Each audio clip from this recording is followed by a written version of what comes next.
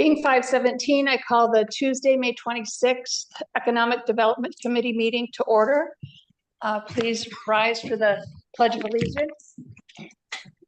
I pledge allegiance to the flag of the United States of America and to the republic for which it stands, one nation, under God, indivisible, with liberty and justice for all.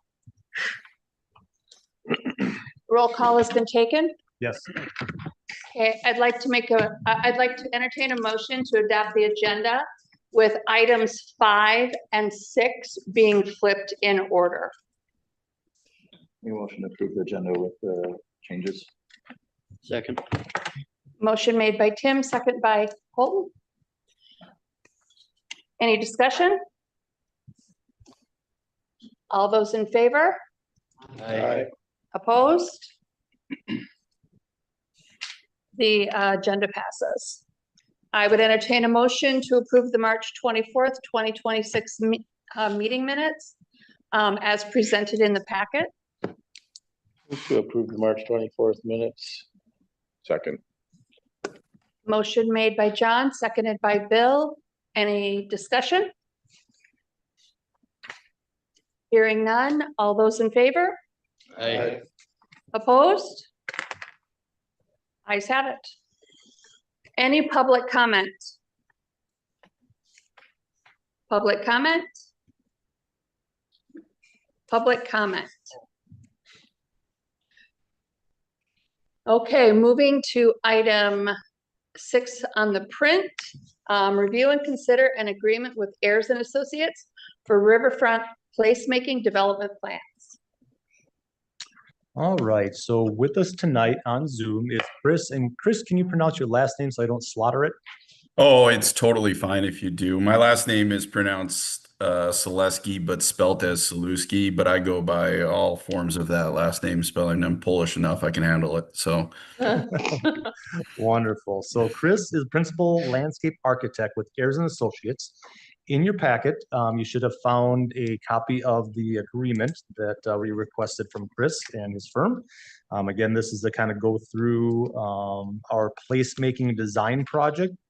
If you remember, we had a grant through the East Central Wisconsin Regional Planning Commission that allowed us the opportunity to bring in Ayers, Chris and several others from the Ayers Associates firm, and kind of do a one-day conceptual design project that included kind of some conceptual information down at the riverfront area that the city owns, kind of behind Longevity Fitness or Longevity Nutrition and State Farm Insurance. So again, in your packet, there was a copy of the agreement that we talked about at the last meeting that we requested from Ayers.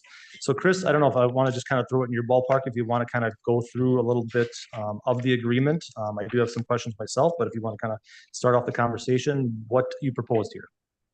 yeah, so our scope of services that we've got listed is broken down into 4 phases. There's the project initiation, site context, the framework concept development, concept refinement, cost, stakeholder input, and then implementation strategy and final documentation. So a lot of what we focus our time on is developing a strong implementation strategy. At the end of the day, while we love seeing these pretty pictures, we really like to see things get built more often than not. So where we start all of our projects is trying to think about where we're at the end and then work our way back from the end to the beginning to figure out how we get there. And implementation is important. As we go through the process, our main goal is to give options, put together that implementation strategy that gives you a variety of resources to lean on. So the next phase is very approachable and implementable. Tongue twister there for 5:15 on a Monday after Memorial Day. And then give you guys a variety of resources to lean on, knowing that not always CIP dollars are going to be there, knowing that, there's probably grant dollars you can leverage as part of that through the DNR funding mechanisms and other resources available. We've broken down each phase into some of the key steps and deliverables we see as appropriate, but at the end of the day, we like to think of every single project we work on as a partnership between us and the community. And just to say it, we're going to be here through whatever's necessary to bring this phase of the project to completion. If you guys are curious about any other, projects that we've done, I pulled up a couple of examples if you would like to see them and if that's helpful. Sure, go right ahead. All right, I can share my screen pretty easily, right? I think so. Zoom like to just change the format, so I'm not sure where to. Oh, there we go. Allow. Beautiful. Should be good to go. Okay. So I'll go to this. I'm just going to show PDF format really quick. So this is a project we did with the city of Eau Claire for Block 7. This was the last block they had in their oh, you guys seeing anything? It's just coming up now. We can, yes. Okay. So this is the last block that they had, complete block that they had in their TIF. I think it was a TIF or it was a TID. We completed this as part of a very similar scope to essentially look at visioning what this property could be for them and what the city would like to see ideally happen here, and then what they could then take as a product or package and send that to a developer. The key things to take away from this are sort of the visioning, the process, the implementation strategy, in that sort of context of downtown riverfront redevelopment opportunity, not necessarily as much as the public space. So within that package of information, this is sort of a much more streamlined, condensed version of the final report. We looked at a variety of different development options, trying to maximize multifamily sort of mixed use development with a little bit of public alley space activation. They took this then and marketed this to a series of developers to try to get them on board with redevelopment. And I'm happy to also say that this has now been completely established within the community, and they've got a variety of different partners that helped establish. It involves public parking, it involves a food co-op. It was a really cool project to see to come to fruition, but this was the main catalyst that got things off the ground for them. These are just some of the visuals then that show that redevelopment. And then we'll pull up another project example really quick in our resume of work.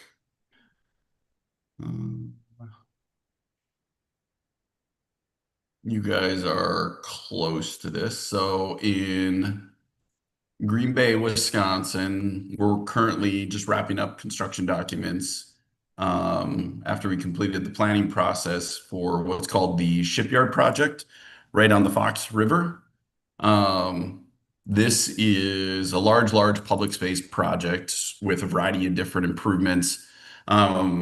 It's playground. I'll pull up some of these images so you guys can see these a little bit better.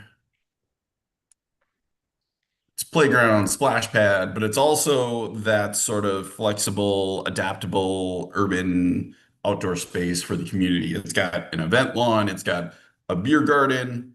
It's got a large crane structure, which is a playground piece of equipment that incorporates art all along the Fox River. So as part of the process, granted, the context here is much larger space, we tried to incorporate into the design that adaptability for the community to program the space how they saw fit with the surrounding context, knowing that the context would be built out in the future.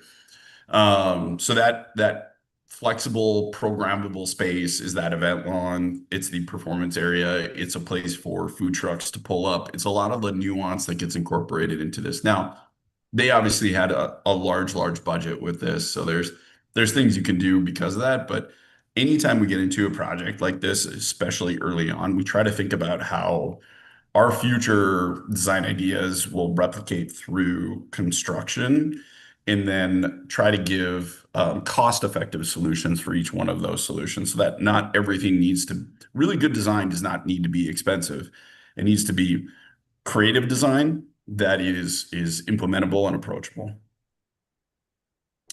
And then there is just one more, and then I can pass it over to you guys.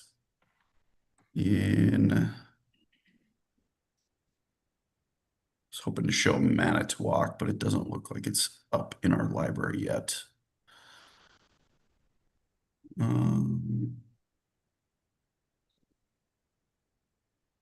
Well, I'll just talk about it because I don't have a visual that goes along with it.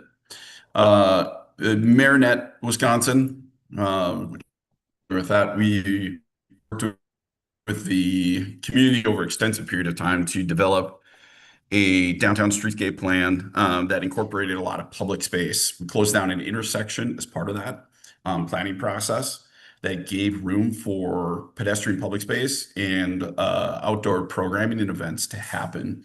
All of that was designed with Marinette's harbor, sort of Lake Michigan waterfront being incorporated into the design. And then we also tried to, because Finnicateri is really big in that area, incorporate a little bit of Finnicateri into the design to help pull in some of those donor dollars potentially in the future as well.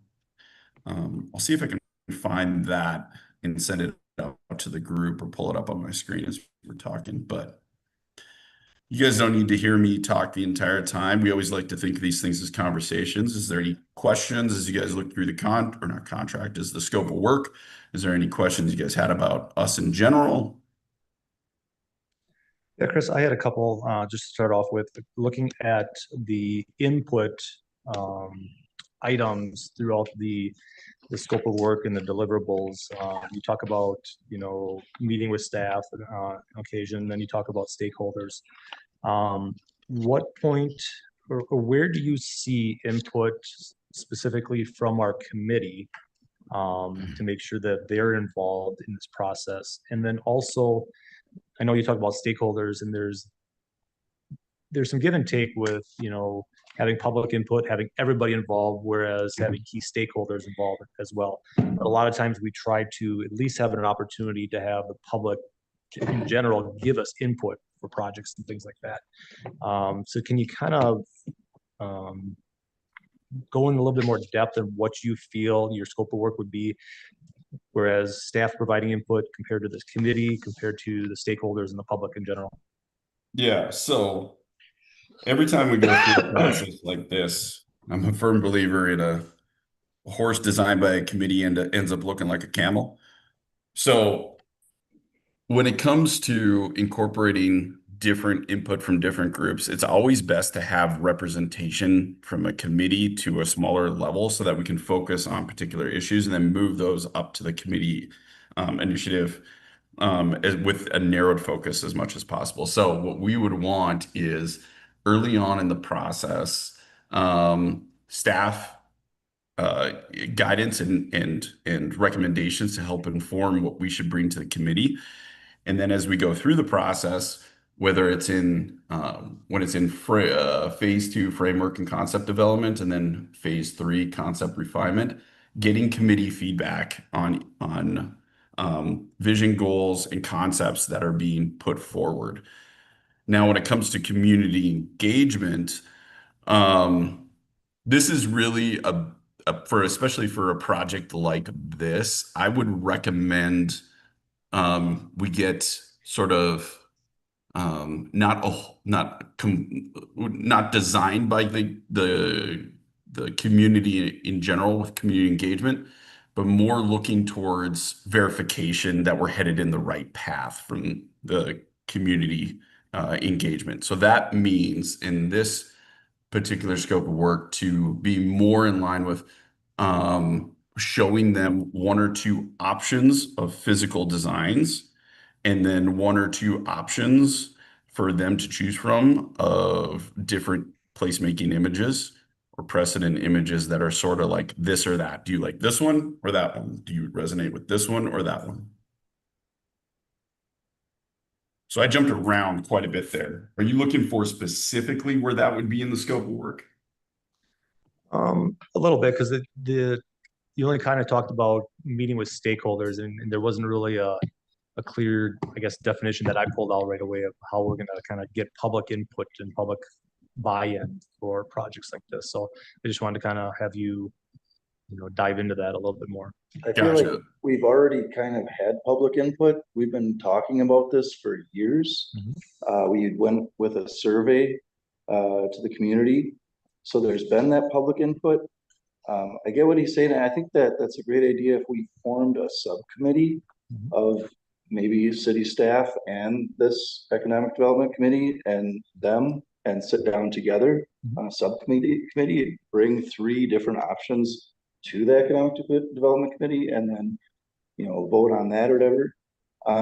The one concern I have is if we do this, will we have the funds to build it? You know what I mean? Like, I don't want to throw more money at this and then, okay, well, let's talk about it for another 5 years. So that's my concern with all of this is if we're going to do this, we're going to do this. Is there the funds to do it? Mhm. So, Well, my understanding is that without this design concept, without the landscaping design concept, we're not going to get the funds. We're not going to get the grants. We're not going to get the funds to do it. Are we going to fund all of it? That's never been our plan. Our plan is to go out for grants and possibly at some point in time doing some of the funding ourselves, but there's grants out there. We've already missed out on a few of them for placemaking because we don't have this portion done without the landscape design. Am I wrong?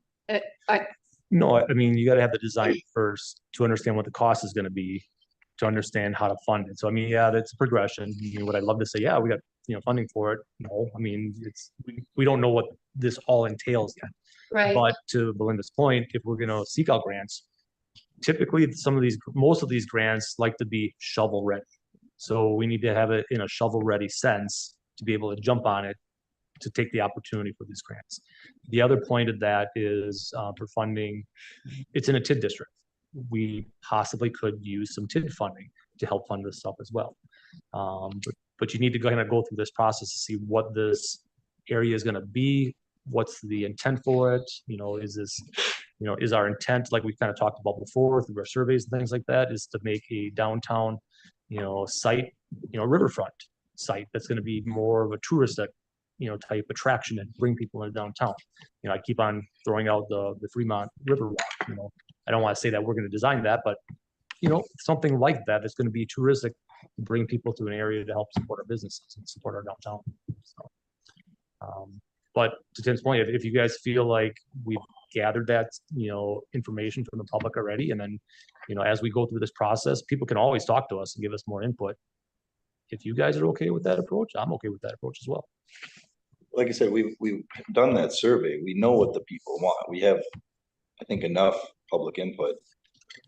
I think we need to move forward on it. Like you said, form a subcommittee, get a couple from here, a couple from the city, and heirs together, and to scratch out 3 different designs. And Yeah, and to your point, if we don't support this now, then we do stop talking about it, pretty much. Mhm. So it's either a support it or we're done talking kind of situation. Because we all know our capital projects, and we know that money is not there for, a river walk at this point. We have other things. We have a fire truck. We have other things that we've got to pull out of capital projects. So But if you remember, we've been very successful in leveraging grants. we have been More very money. successful. That's So- why we've been going down this road Mhm. and pressing to do it. So we have a grant writer. So, That's an awesome Okay. person to have on staff. So a couple of things I can just say about that. I would definitely recommend making a steering committee then with this group, this week, to help guide that decision-making process. That helps us out a ton. We had assumed the city staff would be that steering committee essentially, but we can reformat that process to essentially incorporate that. But one thing I just want to mention about the implementation, in our final report, we do try to put together a plan that is a phased approach, knowing that oftentimes these are big projects that take multiple years to complete.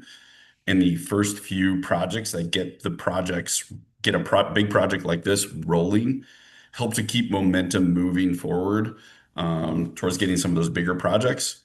And the phased approach we put in place gives you a bunch of different funding mechanisms to lean on, but high probability ones to lean on as well, including grant dollars we identify early on.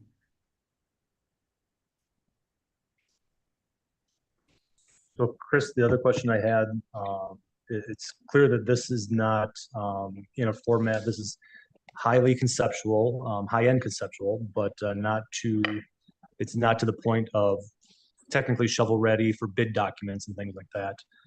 In the additional services, and it's kind of hard, maybe it's kind of hard question to answer, but what additional services do you feel like we would need to include to get to that shovel-ready? And then off the top of your head, what's your gut telling us for creating bid documents to get to that point? Okay, so in order to create bid documents, any engineering group, any architecture group is going to look at one of two things. They're going to look at, is there an anticipated construction budget, or is there a detailed scope of work incorporated into it? And otherwise, those groups end up throwing either ridiculously high numbers at it or low numbers and play the change order game. What our approach would give you is accurate assumed construction budget dollars to put towards these projects. So the next phase of this, and a plan that showcases what those challenges are from an engineering level, so that the next phase of this, whether it's Ayers Associates or another group, has a really accurate number to put their scope of work towards for putting bid documents together. What we'll leave you with is what we would call in the industry like a schematic design level package, where we don't have survey information yet, but we have enough information to understand cost associated to the project, anticipated floodplain issues, stormwater issues, but we don't have enough information to actually engineer the site improvements yet. So the next step would then be survey, geotech to verify, along with full-on engineering drawings. And then bidding and construction. Those are my questions. Does anybody else from the committee have any questions? What kind of time frame would it take to get some kind of designs? Are we talking 6 months, a year? How long would your contract be for, or whatever? How long would it? Your time frame? Just curious. Our process usually takes 3 to 6 months. 3 months ends up being too short, and people respond back with, where did this come from? I never heard about this project. 6 months drags on too long and people lose interest. So we find the sweet spots probably 4 to 5 months, but we say 3 to 6 months. And that's just for this scope of work. That does not include the next phase, which would be the geotech and the engineering documents and things like that for construction documents for bidding, correct? Correct. You guys are in a good window right now for a project like this, because we could go through this in the next 6 months, get things in place for financial planning at the beginning of 2027, issue an RFP for construction documents from an engineering firm for early 2027, go through that whole construction document process in 2027 and start construction in 2028, an ideal world, right?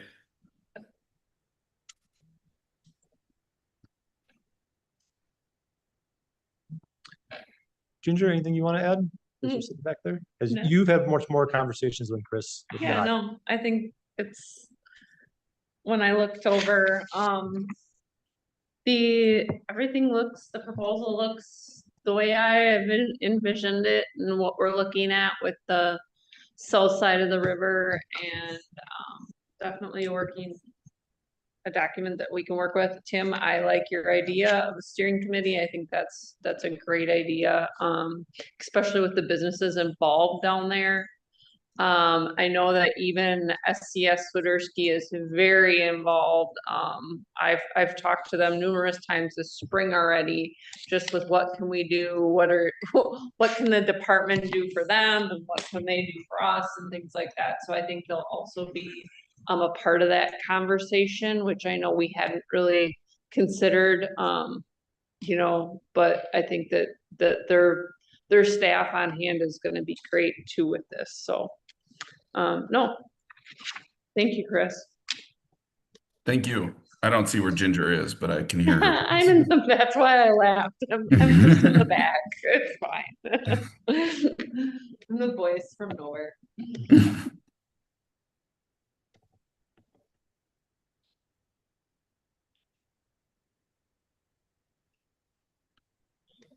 I'm trying to get back to the beginning of my talking here. Okay, so we're at the review and consider this agreement, understanding that this is a $25,000 agreement that we would be making with Ayers and Associates. So we would need a motion for that. I'll make a motion to proceed with the Ayers and Associates Riverfront Placemaking Development Plans, contract with them for the amount required to complete this phase. Okay, so we have a motion by John, Second. second by Dave. Any further discussion? And this would coming out of the economic development reserve funds. Correct, yes. Okay, so we have a motion to enter into the agreement with Ayers and Associates for the Riverfront Placemaking Development Plans with the $25,000 for this contract to come out of the Economic Development Reserve Funds. All those in favor, say aye. Aye. Opposed? Motion carries. Okay, Thanks much, Chris. We appreciate it. Thank you all. I can't wait to actually shake hands with you guys in person at some point. I come from a small town in North Dakota, so I'm usually a in-person kind of person. So can't wait to meet you all in person. I appreciate it. Really looking forward to this one. Talk soon. thanks, Chris. Okay. Moving back to item 5, the New London School District FFA Agricultural Issues Team presentation on digital gains versus local pains, AI data center impact. I'm gonna invite, Crystal, do you want to introduce? Can you come up? Oh, Do you want them to sit up back here and they sit in their chairs? Is that best? we got microphones up here. So. Okay. So that's Right. good practice for you. Yeah. Two microphones. Sorry, we just got done with highway cleanup, so I look like I just got done with highway cleanup, literally. I will just quickly introduce this. This is a group of FFA members who came together and decided they wanted to compete in agricultural issues competition at the state level for FFA. And so what that means is basically they choose an issue that is going to impact the community or could potentially impact the community. So what they've chose is to discuss the AI data center, since that is impacting so many communities in the state of Wisconsin. And so they're going to share both sides. That's their job. They're not, their roles might take a side just because of what they're playing, but their job is to really share with you both sides of the picture, and then allow you to make that decision of whether it's a positive or a negative for the community. So I think this is something that all of us have to consider as a potential concern in our future, something that might be discussed anyway in the future. And I think you'll enjoy the presentation. So they have about 15 minutes in total to present. They probably won't quite go that long, but that's their hope. They should speak slowly, and please critique them at the end. Ask them stumping questions at the end. Our goal is to stump them. And they might not know the answer today, but that's why I want you to stump them, because they're going to research them and they're going to find the answers so that the next time they present it, which will probably be at the state level, they will have the answer for those judges. And that's really what it's all about. And then they do put together a nice little portfolio for the judges too. So I'm going to ask who if you can write me a little letter again. But we're on a quick turnaround. It's actually due tomorrow. Nice. So if you need me to send you an example, and I can, so I will do that for you. But thank you for having us, and I'll let them present. One major agriculture issue we are facing in Wisconsin is AI data centers. Let me provide you with a little background. AI data centers will become popular in 2022. Anywhere from 44 to 1,000 acres can be used to build an AI data center. Technology companies put millions of dollars into Wisconsin economy when building and operating these centers. There have been 10 facilities established in Wisconsin and 53 proposals, which leads to our presentation, agriculture issues, digital gains versus local pains. On the pro side of our topic, we have Regina Smith, an AI researcher, and Catherine Miller, a Wisconsin congresswoman. On the con side of our topic, we have Regina Johnson, a DNR environmental specialist, and Callie Pegg, a farmer. And finally, we have a neutral speaker, Mila Rose, who is WBAY reporter focusing on energy. Let's explain both sides of this issue. It is really in Wisconsin's best interest to build these AI data centers, or will it harm our agriculture industry? It is absolutely in our best interest to build these centers. I conduct important research in the field and develop AI-equipped systems. I write code that enables machines to adapt in increasingly sophisticated ways. My job has made me become strongly in favor of these AI data centers. As we will rely more on AI, it becomes necessary for our future. That is the issue. We've become so reliant on AI, we can't come up with our own ideas. We need to actually do the research so we can learn. But technology is needed for research, and AI is technology.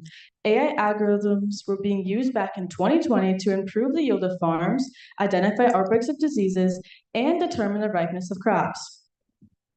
I use AI for my potato production because it helps me be more efficient, but I don't need it to grow potatoes. But AI technology will improve, making farmers like you more efficient and the world more advanced. In fact, it can make farmers 25% more efficient. Self-driving cars, tractors, combines, and semi-trucks will become more prominent. Microsoft's Farm Vibes is an AI tool that can gather data on land to advise farmers about planting, fertilizing, and harvesting. It offers features such as soil maps or predicting issues that will help farmers to avoid loss of crops. The future of AI will depend not just on how advanced technology becomes, but on how well people adapt to it and use it for a smarter, safer, and more connected world. AI is the future. Personally, I would be willing to give up this technology to be able to keep this land in farmers' hands. AI is working towards being the future very quickly. I wonder how this impacts We Energy. As a local reporter, I have conducted research on the increase in energy usage that the AI centers would use. This is an issue worldwide, and the overuse will increase prices over time, up to 8% by 2030. Will these prices be forced upon us? Unless the government creates and enforces new laws, I'm not so sure. I have taken out many loans to farm, and adding more taxes to my already failed situation will potentially put me out of business. I can't afford this. Let's better understand our tax base, because this is what keeps our school funds, our roads paved, and local governments functional. The first phase of the project is like one proposal of the Beaver Dam, and to generate more than $300 million in land and improve tax value. Once it's fully built, it will figure exactly $600 million. When the money flows back into the general tax base, it will help every family, every farmer, and every small business owner in the district. I am in strong support of AI data centers developing in the state of Wisconsin. Let's refocus the issue back to how this impacts energy plants. The research shows that data centers use substantial amounts of electricity. All this electricity is used to power the equipment needed to cool the components. Some of the AI centers that we use are called hyperscale data centers. These centers are bigger, and they use up to 1.3 gigawatts per year. Another concern of locals are the power grids in our area. We don't have enough to withstand building more AI centers, thus increasing electricity rates to build the necessary power grids. Yes, but our power grids are outdated in almost all of America. If these AI centers get built, our current grids must be improved and maintained better, which is good for everyone. AI can detect when possible failures or issues may occur, and it can strengthen the power lines. New grids and AI can help avoid power outages. And to those who worry about the cost of energy in our communities, when large operations like this come online as customers of the utilities, they help distribute the cost of infrastructure more broadly. That means lower bills of the family in Beaver Dam and farmers outside of Fond du Lac and small manufacturers in Wood Pond. We can talk about power all day, but our real focus needs to be on the environment. AI data centers use large amounts of water to cool down their servers so they don't overheat. How is using our natural resource to cool down AI data centers helping our environment? Well, let me tell you, it's not. By 2027, AI data centers are expected to use 5 million gallons daily. This is equivalent to the water usage of a city of 50,000 people in a day. These AI data centers will use billions of gallons each year. This will become a problem in areas where water is already limited. While AI data centers bring innovation and economic growth, they also increase pressure on the resources that millions of people and farmers use every single day. Once water is overused or mismanaged, we can't simply replace it. The choice will determine whether Lake Michigan remains a source of life or becomes another example of what happens when we value profit over preservation. This is a problem for agriculturists like myself. In a year, my potatoes use over 1 billion gallons of water. My dairy cows use 18,250 gallons a year. I use water to safely spread manure on my land. If I have to compete for water with AI centers, I will lose. Our farms need water, you need food. We need to be careful with our water. As Ben Franklin once said, when the well is dry, we know the worth of water. AI data centers will lower water tables by using large amounts of groundwater for cooling, impacting its use for crops. When they take water faster than it can naturally refill, local water levels drop. This can cause wells to dry up, make water more expensive, and create competition between farmers, data centers, and communities. As these buildings keep going up, the ground becomes too dry for neighboring crops to grow, leading to harvest failure. Most of these buildings are being put up in areas where water is already limited, making crops even harder to grow. I can see your point, but AI centers absolutely need water. AI data centers have an abundant amount of data and processing power.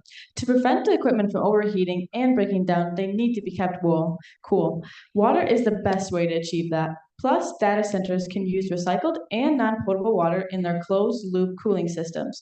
These systems can reduce freshwater use up to 70%. Okay, so we can all agree that water is important to both sides of this issue, but I think we also need to address land use.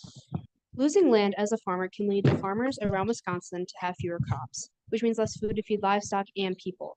The land is still being cropped by other farmers, and it is necessary to feed America.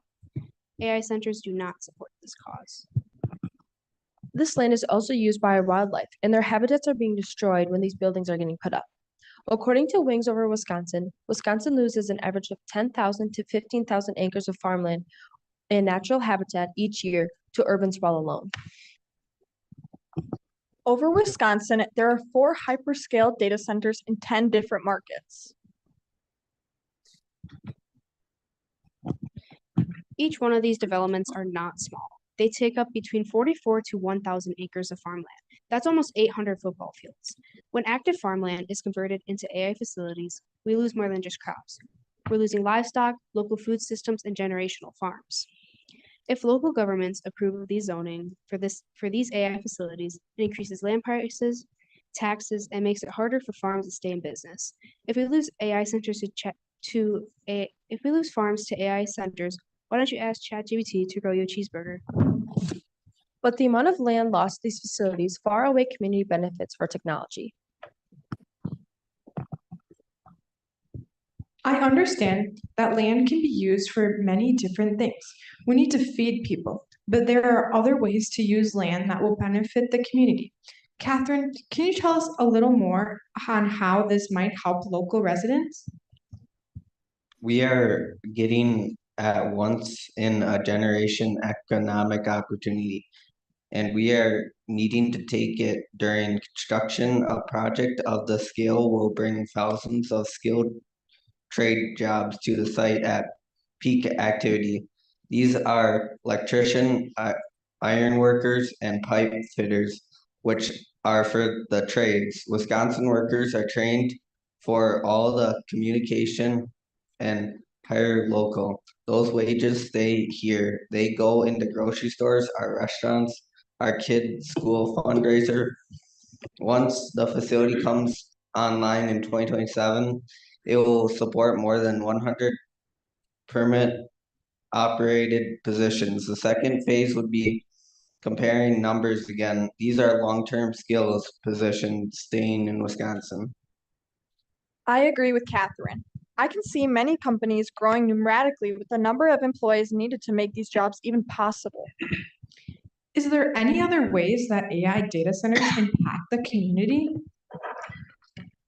We need to understand what kind of neighbors we are talking about. This is a company that runs on communicate action grant programs, with one launching in Beaver Dam this fall, funding technology access, STEM education, the community projects. They are bringing free digital skills trading to local small businesses and nonprofit. They volunteer and partner with the local chamber and school. This is not a company that builds a fence around its facility and disappears, but a neighbor. Thank you for all the professional input we have heard today. We've learned a lot about the impact that AI data centers have on farmers, local communities, the economy, technology, and energy use. We've heard the pros and the cons on both sides of the issue. Let's recap their different perspectives. AI and technology work together in our everyday lives. The more AI advances technology, the more we need it. As technology continues to advance, more AI will be used and it will become our future. For these reasons, I'm in favor of these AI data centers. We must balance technology growth by protecting water, or future generations will face the consequences. AI data centers use massive amounts of water, which constrain local supply, worsen droughts, and impact farmers and communities. Because only small amounts of Earth's water is usable freshwater, this growth demand puts important resources like the Great Lakes at risk. AI uses a lot of energy. Energy plants are going to have to keep up with this demand, as well as the possibility of rising electricity prices. On the upside, AI data centers will require updates in our power grids and provide more job opportunities. The AI economic can't and will not wait for us to make up our minds. These facilities are being built right now in our states and our communities. The only question left is whether Wisconsin will be a part of this story or whether we'll watch it happen somewhere else while our tax base stays flat and our skilled workers go out of state for greater opportunities. I urge you all to support this development. The jobs are real. The tax renovate is real. The community investment is real, and Wisconsin deserves all of it. Does Wisconsin deserve technology or food? AI centers take up so much land space that could be used for agricultural purposes. If we keep losing farmland, nobody's going to feed Wisconsin. AI is a contributor to farm loss. AI isn't going to make you food, farmers are. Are AI data centers a digital gain or a local pain?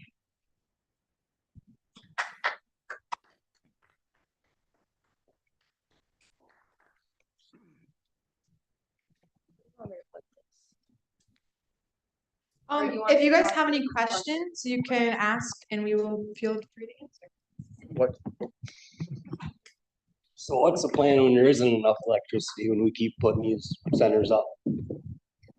Who's paying for the infrastructure to continue to put these up?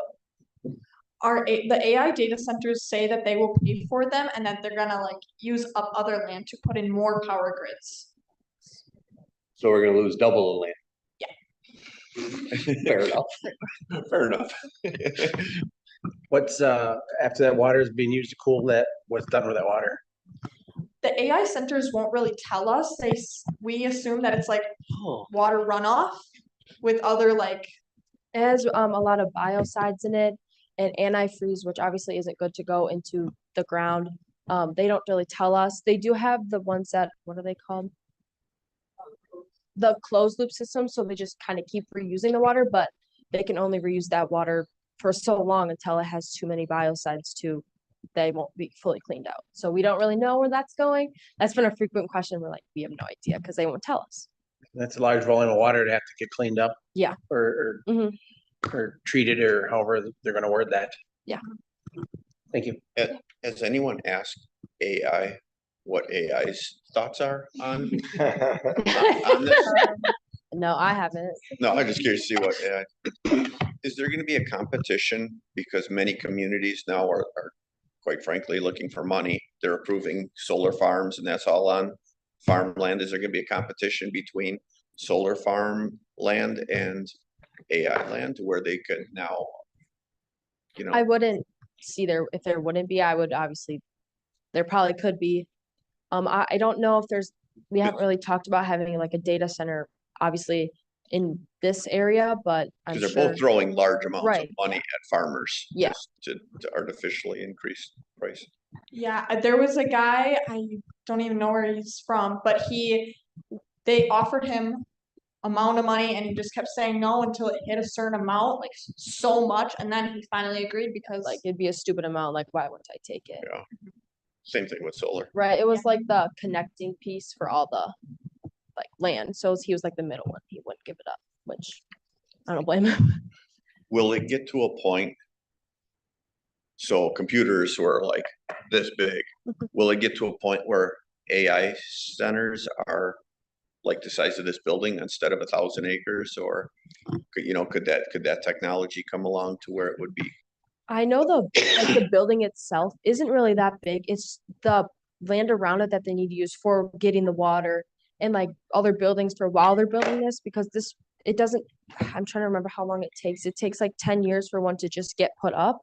So I know there's a lot of other buildings that go with it for the construction workers to stay and the electricians to stay. So they're buying that chunk of land, but then they're also keeping all that other stuff for other people and like getting as much water as they can from just that area. What's the lifetime of a AI center? We don't know because we haven't gotten that far in it yet. it did say like kind of a rough number about like 20 years. And does the land after they're done with it, she good or they don't Toss know that? aside, I know that a lot of the AI centers are using like our grade 1 soil, and after all that runoff that's going into the soil, it's probably not going to be as good anymore and probably won't be able to use it. Especially with all the stuff that's in the water, that's not good for crops to be grown there because then all the chemicals are going into the crops too. I was gonna ask about the water, you said biosolids in the water. Now that water, how is that treated, or is it considered toxic at this point? And then it has to be stored as toxic waste? What's done there? There's so many like chemicals that they put in it that we cannot like physically take Can't out. separate them anymore. Yeah, Right, we we don't The water is garbage. We don't have the technology to take it out or the chemicals to reverse it. So it's just kind of there. And I know that a lot of people were saying that even if we did, it would cost so much money on the community that it wouldn't even be worth it. Is the primary, how many are going in Wisconsin, did you say, are proposed? 4 10, yeah. the AI centers that are being proposed? There's 4 hyperscale data centers trying to be put up, which are the biggest ones. And out of the communities that chose to do it, what was the driving force of the reason why they decided to do it? I know in Beaver Dam, they kind of did it behind everybody's back. Like they had a say in it, but they really didn't. So because why was the reason to say yes? money. And the AI centers also like offered to use their tax money to build better like plumbing in the city, so like they could get better water. But it's kind of all just going to the AI center. It's not really benefiting the community that much. I know there's a lot of communities that are kind of blocking AI centers. Is there any laws on the books that are preventing these people from setting them up? I mean, if somebody comes in and buys land, they want to put up an AI center, is there anything that would, laws that would prevent that? I believe there is one town that says that you can't buy, like you can buy land, but you can't put like a certain like building on it, like the size of a building. We just learned about it. The rights town Yeah. group is in the middle, deciding how much to set their TIF at, I believe is what their plan was anyway. To allow for only, I don't know, it was $1.5 million or less in building structures in their area, so that would prevent an AI center from ever going up there. That's pretty much what it was coming out. That was their discussion of whether it happened or not is a different story, but. I know we talked about water pollution. Is there any other pollution, air pollution, noise pollution? There is noise pollution, light pollution, and like greenhouse gases that are also emitting. Do any of you actually worry about the future job market because of AI? There's not gonna be a lot more jobs out there. I just read an article the other day. China is big into AI. And their young people now coming into the job market, their unemployment rate is at almost 16% because of AI. And I know like a lot of the research that we did, it said that AI would bring more jobs, but It's temporary though. yeah. I mean, that's to build it. How many people does it take to run it? 18. Yeah, exactly. Not Then even there's a- half the people that need to be working there. Then there's the fact that students are using AI to graduate high school and college at this point, and they're gonna be too dumb to run it in 20 years. Yeah, I know she said that like we learn more from actual research than we do than just like looking it up on AI and writing down nonsense we don't understand. Does it like release heat directly? And if so, is that like a big thing? Does it have a big impact? I don't think heat plays into anything really. Like, Well, they use the water to cool down the Yeah. gas system, so I don't think any heat is released Emitted. because the water is constantly cooling. But if they did let it release, then it would probably blow up the entire yeah, AI or a lot of system. fires. So it would get too hot. So to your knowledge, Ms. DNR, there's no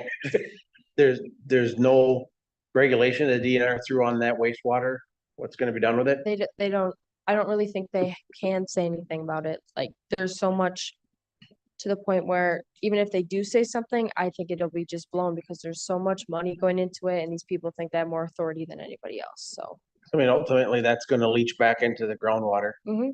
which is gonna affect everybody's drinking water. Right, It won't even be effective having less water. You're gonna Mm-mm. affect what's there. right, and then we're gonna have none. Thank you. Kind of like all the paper companies put all their PCBs in the Wolf or in the Fox River, and then 100 years later, they had to clean it up. Right, save. Anybody else? Are there any systems out there in the closed loop cycle where they could use that to, like geothermal heating? Where you take the heat from the water as it recirculates through the cooling system and then use that heat for energy. You could build an AI center that is like the water's Multi-use, reused. And when it has to be changed out, it's treated Mhm. at a facility, kind of like farming, the water farmers Right, yeah. use gets naturally, there are a lot of chemicals in agriculture water too. You'd be kind of foolish not to acknowledge that in your presentation or whatever, but that's more of a recycle, that water is replenished and farmers are heavily regulated on what they put into the water onto the fields as far as chemicals, but it'd be interesting to find out if there's a possible technology where their cooling system and that closed loop system would be also utilized for something else to make kind of a bad thing into a good thing. Yeah. Kind of like geothermal. I don't really think they think that much. It's more like, how much money can I get out of And this we- and and they how want- many can I get up? And they want it built fast, right? Mhm. Is there more, like so just to the United States, is there more AI centers where it's northern, where it's cooler, or more where it's southern, where it's warmer, more east or west? Do we have any data? Southern. Yeah. Oh. Okay. I saw that I was researching Wisconsin, it was like, they like Wisconsin, we have a lot of fresh water, and it's cooler here, so it's like. So Wisconsin, Or just any place that's like. so like the Dakotas or Wisconsin, could they be competing with the AI centers and the solar and the wind, and there's like so much land? Yeah. Is there a point where it gets too cold for it to run, or? I don't really think it matters on the temperature. As long as they get water, then bingo. Thinking Greenland? I like that idea. Also, one more question about AI instead of AI data centers, but is there any regulation on, I see a lot of false information from AI. Is there any regulation or watch groups that are watching what kind of information is going out there? No, so AI builds off of like basically what we tell it and off of some of the websites that I don't know, that we feed to them. It's all stuff that we give them. They build off of that, and then that's what they repurpose and send to other people. I saw on Facebook the other day, it was like this map of Wisconsin and they had all the cities in different places. And I was like, that's AI. It's like, why is it even out there? You know what I mean? But so you see a lot of inconsistencies. I worry that people take it as gospel and it's, fake information. And not asking any single person individually, is there like a generational gap of difference that people see, like we're all gray here, we're questioning, and is there something with you guys being in school, and not individually, but do you see a generational thing, like maybe the school, the students are 4 and maybe us older ones are skeptical, or what do you see in school? What do you see there as I do see like a lot of people using AI, and I know that in the research that I did, like a lot of people, it says that like 30 and younger is the most like generations that are using AI. I also see, so it's like when you guys were in school, you were so used to just using a textbook or like pieces of paper, but now all we get handed from a teacher is like, oh, it's on your Chromebook, go find it on your Chromebook. And we're just so used to like being on our Chromebook and having to like see, like they'll give us like websites or they'll be like, oh, look it up, or like, oh, look it up on ChatGPT, and then you find your like website off of ChatGPT, and it's like I feel like we're so used to being on our Chromebooks, and then that the older generation isn't used to being on their Chromebooks because they're so used to having a piece of paper or having like a textbook or a book. So for the cause, do you see is there a generation that's more for it than against it? I would say so, yeah. Show of hands. What do you guys think? We've never done this. Huh? What do you think? Raise your hand if you're for. Like, we want. For You want AI? AI, you're for AI, not the centers. No, For I AI. don't wanna put anyone on the spot. No, I'm just curious. So none of them. There's your answer. I don't know. I mean, I know in your class you make us rip open the textbooks and find all the Rip 'em answers. open. I've been doing this like rabbit lab or whatever, and I tried to look up the answers. And I had to look it up like 5 times to even get the right answer. And when I flipped into the textbook, it was right there in front of my face. So I don't know, it was just easier. I use AI every day. I'll be honest. I really enjoy it. I mean, I had a question of how many seats are in the New London high school auditorium today. I was just kind of curious, and I asked my phone, and it said, "Do you want to use ChatGPT?" And I was like, "Sure." And it's like, New London High School auditorium holds 700 seats. It's like, wow, like they know that. It's yeah. I don't think so. I don't feel like that's right. That's what it says. It's Yeah, lying. see, that's the problem. That ain't true. I was doing it. Well, I was doing Unless you have tickets people for sitting on kids. each other's laps, that's not true. Yeah, 700 tickets last year, so it is 700. Yeah, people are probably standing. I feel like many That's people, because like the younger generation, will use the AI kids daily, wouldn't but know doesn't how mean to that they like, look to once get the they like know information, how because much everything's on computer. damage it does, doesn't mean they'll support it, but like, I feel like a lot of people like use it daily, but doesn't necessarily mean that they will support it when it comes down to things like this. I would, when you ask that question, for me, the answer is it's conditional. Whether I support it or not, it's conditional. Because like Tim had brought up, so often if you go out to do any research, you're getting not factual research. You know, just doing the AI chat stuff. And I honestly get irritated with it popping up on my phone when I'm looking for stuff. It's like, just stop. Leave me alone. Yes. Anybody else wanna say anything?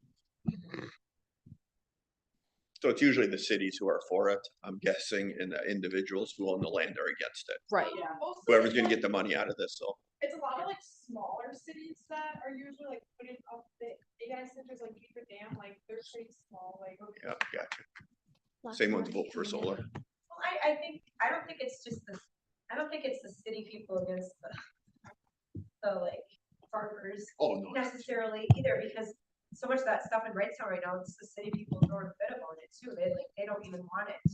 The city in their itself, city. though. Yeah, yeah, I don't know, like if it's like council like that That's too. right. Yeah, but I don't think it's necessarily city residents either that are for it. There was one, you guys know about the elementary one, right? Yeah. What about, tell them about that one. Well, a little bit, but it's like an AI center that is building right next to an elementary school, and like I know like a lot of parents are really mad about it because like that'll like it does create noise pollution that they said, and it'll like affect their kids while they're at school learning and playing on the playground right next to it. I think because there's more debate on these AI centers now, it's because when they first started building them, people weren't informed. Mhm. They didn't realize what this was gonna be. That's why there's more debate from these cities now about building a center close to their towns. And there's still like so much that they won't tell us, so even this is like not even all the information that telling you that it's bad. I know someone asked about water before. There was a lot of water questions, but I know they're bringing the AI data centers because we have more water and we have more farmland over here. So that was another big thing. And I looked into it, and there's not a restriction that they have to put an AI data center by the Great Lakes. Like they can put one right on top of it. Like there's no boundary that they need to have. Saltwater doesn't, well, doesn't know. I don't know. Oh. I mean, it's water. I suppose it would. I don't know. Wonder if they'd have to build It'd those rust it. walls first. That's right, I don't know. Yeah. Yeah, cause it's You got any saltwater. questions promote back there? everything. It would, yeah, Are you you sure? can't run saltwater use. Probably. Interesting. Do we have any further questions? Nice job. Thank Good you job. very You much. guys Very did nice great. You job. guys did great. Thank you for having us. For a little delay at the beginning. Okay. No worries. And we did have some substitutes today. This isn't the official group, so some of them haven't read their part very much yet. But thank you for having us. Who are you ladies? And Thank you. email you. Yes, please do that. Email me what you need. Yeah, thank you so much. Thank you. Thank you. Okay, so then we will move on to updates and reports. April is excused, so we will get caught up on her business updates next month. So Chad, City Administrator report. All right, so I'll start off with talk about what we've got for facade grants that are out there right now. As of the time that I created the memo last week, we have several facade grants approvals, one by Maverick Dog, the old City Hall buildings. They're doing exterior wood repairs. Cynthia K Photography, new downtown business in between Deming Knoll Insurance and Print Shop. They're doing new downtown signage. Deming Knoll Insurance, tuck pointing and painting in the front of their building. Academy Martial Arts has a facade grant approved for roof replacement. TNR Rentals, that's Tim Roberts, replacing rear deck and staining, then removing a small shed and exterior paint on the backside. Then we get into, then I started getting some, after the first round, I got Ellsworth Creamery. They're working on new and rebranding signage on their property up in the Northeast Business Center. Then El Tequila is going to be planning on removing their awning, replacing upper windows, and updating exterior finish on the second floor. So far, what the grants there are approved, they're about 27,500. This leaves us exactly 27,500 left in our $55,000 budget. I do have, I think, at least 4, if not 5 more that have just come in sitting on my desk that I have to process. So there's more coming in that I will continue to evaluate and work on as time goes on. But that's what we've got as of this point for facade grants. Then also in your packet, I've included a copy of the 2026 Waupaca County Economic Development Corporation's cost benefits and annual report. It's just a report that they put out. I'll just add on to that. I've been a board member of Waupaca County Economic Development Corporation since I became city administrator. Usually the city administrators are a part of the board of directors for the corporation. The city administrator for Waupaca was the president. The city administrator for Clintonville was the vice president. Recently, both of them have left.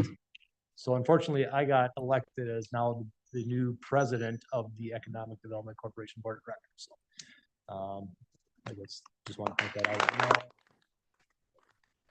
I wasn't even at the meeting that they voted on that. So. That's why you should have been at that meeting. So, but I still am definitely a contributing member and definitely part of the corporation. So read the annual report. If you have any questions on that, let me know. And then just remind everybody, Swiderski, he's planning the ribbon cutting event for the new downtown apartments on June 9th. If anybody's interested in attending that, let me know. I've got a sheet that shows me how to, or that you can send out for RSVPs for that event. That's all I got. Okay. Yes. For the facade grant, is the Maverick Dog Investments, that's the one that's across from the coffee from Familiar Grounds? Yes, the old city hall, and he's got the 2 buildings next to that as well. I don't know if the grant is helping facilitate, but it's definitely seeing some really nice, progress in the community, and it's awesome to see Ellsworth that we opened it up. But it is, if it's enough to, if people are on the edge, that's really, it's making a difference. It's really nice to see the old city hall being restored. It's even downtown, so much. It's just helping businesses maybe make that decision or throw some money at it. It's huge. It's noticeable. Okay. Any other questions for Chad? Okay, hearing none. Potential agenda items for future meetings, hotel feasibility study, and review updates from lapsed developer agreements. Review the next meeting date. Sorry, I didn't have my calendar up. Would be June 23rd.